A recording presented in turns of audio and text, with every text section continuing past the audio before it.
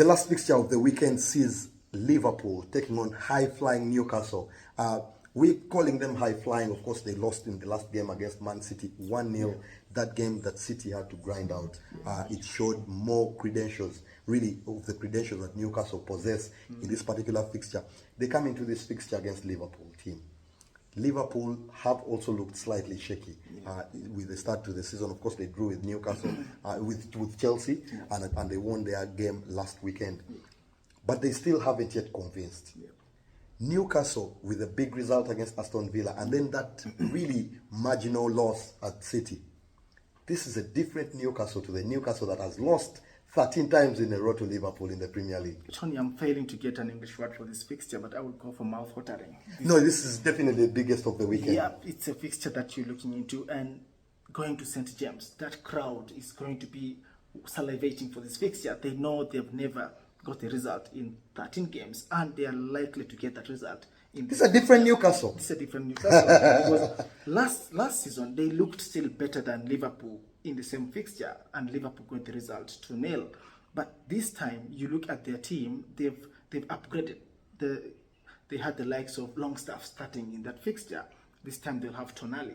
When you look at the left wing, Joelinton was shunted there in the fixture of last year, but there'll be Gordon there, and if Gordon doesn't play, then you'll have Harvey Barnes playing. And for me, that is going to be worrying for Liverpool, because Alexander-Arnold will need support from the fullback, the Mohamed Salah. From Mohamed Salah, who will not support him. So one of the midfielders. Will it be Endo? It used to be Henderson. Will Endo do that job? And in that fixture, I'm struggling to find how Liverpool is going to contain Newcastle. This is mouth-watering by all proportions, Timothy. This is a Newcastle side that, like you said, has upgraded. They have Alexander Isak getting into the form of his life. We've seen very terrific movement. He could have got a goal against Man City as well. Very, very good player. We've seen Sandro Tonali hitting the ground running. We've seen Joelinton now coming back from injury as well. Will he be in contention to start in this particular one? Of course, they have Bruno Guimaraes, another very good player. But even at the back, the team seems to be improving. They've now signed Lewis Hall and Tino Livramento to come into their side. That gives the coach more options. Very, very strong backups. If you look at Lewis Hall, he had a decent season last season. Tino Livramento has been courted by very many sides. So for Newcastle to have got him finally, it shows you the credentials or the pull of the coach that has started happening. So there will be very definitely chances. We will be expecting Newcastle to create some chances against this Liverpool side. We'll be expecting the coach Eddie Howe to go really all in for this particular fixture, especially that they are at home. They have the capability to hurt anyone.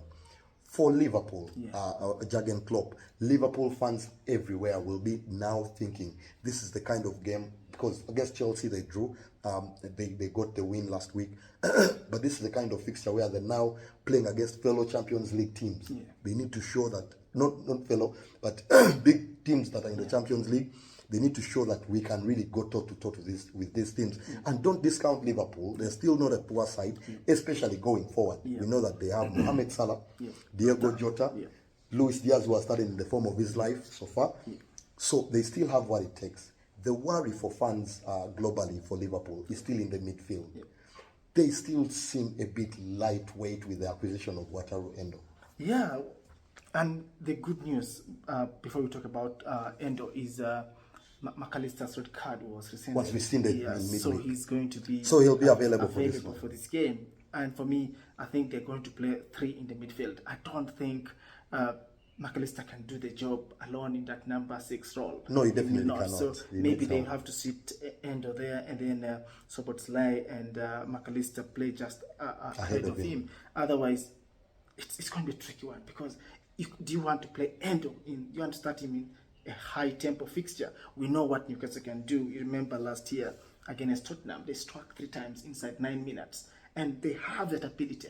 So Liverpool, for me, if I'm Jurgen Klopp, is to try and first contain that atmosphere for the first 20 minutes before you impose your game. Otherwise, if they go toe to toe, they might get hurt. A big one there, of course, with Liverpool. I think there are chances that can get created. Szoboszlai has showed his passing brilliance. So far, I think he's a very brilliant passer. Perhaps we are yet to even see the best of him. Jesse March has compared him to David Beckham in the passing range. I saw the comments. Yes. It's very interesting. He can pass the ball, and if you send those pinpoint balls to Mohamed Salah on his way, he will punish them. When there's a counter attack, it's something that Salah can do something out of the blue. So this. If I'm Klopp, this is a game where you strike a balance. Hold back, try to contain Newcastle. You are away from home. You need a win, and then hit them on the counter. I think this is perhaps the tactic that Jurgen Klopp can use in this particular fixture. It will be very difficult, given we know the experience at the back for Newcastle. They have Sven Botman, a very brilliant defender. They have Kieran Trippier, who is also very good. Fabian Shaw, who is very, very solid. This is a solid defense. And of course, at the left, they have Mr. Dan Burn, who is getting goals and assists this season, these days. No, he's actually better than I think. Every time I watch Burn, I feel...